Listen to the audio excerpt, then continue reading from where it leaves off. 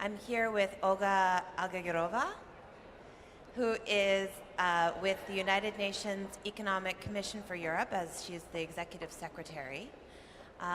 So your organization is the Economic Commission for Europe, and tell me a little bit about the situation in the region around gender equality and the economy. Thank you for the good question. In the UNECE region, we have 56 member states, and these are the European Union, where the situation is different.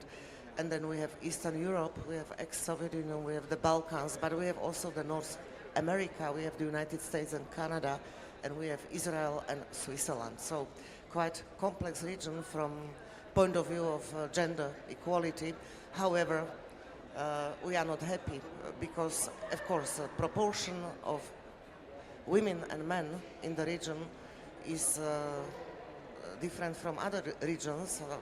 We have more women. It's the global trend, but we have 60% of women. And of course, the access for women to the labor market is also different. But what is the most serious, I give you one example. We have a gender pay gap that is 18.2%. It means that for each dollar earned by the men, the women get just 81.2 cents.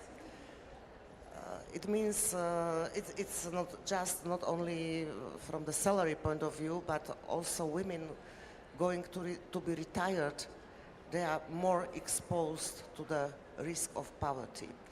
So the progress, how to bring the equality or the equal pay is very slow, and if we continue with the current rate, we will be equal in more than 100 years. And our target is, namely target, SDG target 85, is to do it within 12 years. So we have a lot to do in our region. So tell me a little bit about what the implications are of this gender pay gap that you said. What does this really mean for society in the long term? If we maintain the status quo, what will happen?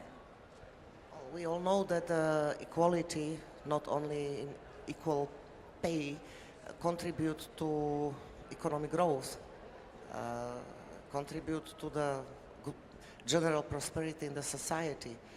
So, and we cannot reach Agenda 2030 without equality, including equal pay. Great. So, as you know, SDG 5 is about attaining gender equality. And we know the focus of the Spotlight Initiative is on eliminating violence against women and girls, which is a central part of SDG 5. Why is this so important that we focus on this issue, and why do you think it's so central to the SDGs? Of course, violence is not acceptable in all its forms. Violence is not only violating individual human rights, but also, again, prohibiting contribution of women to the society, to the economic growth. So we have to fight against violation against women and girls in all their forms. I personally support a lot initiative of Secretary General of the United Nations, also in any forms of sexual harassment. We should lead as an example at the United Nations, so we work together against this. UNECE is Economic Commission, so we don't have the direct mandate to fight against violence. However, we contribute by working.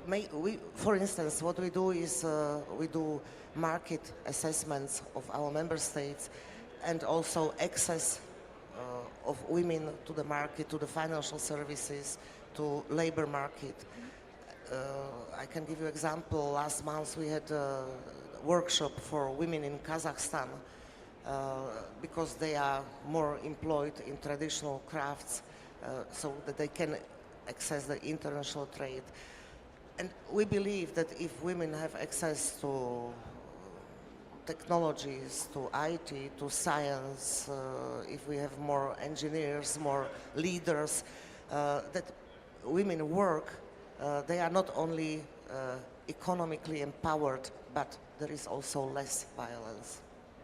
I think that's a tremendously powerful statement that you just made, and I often believe that we underestimate the capacities of women living in, especially in the global south, but in under-resourced countries around the world.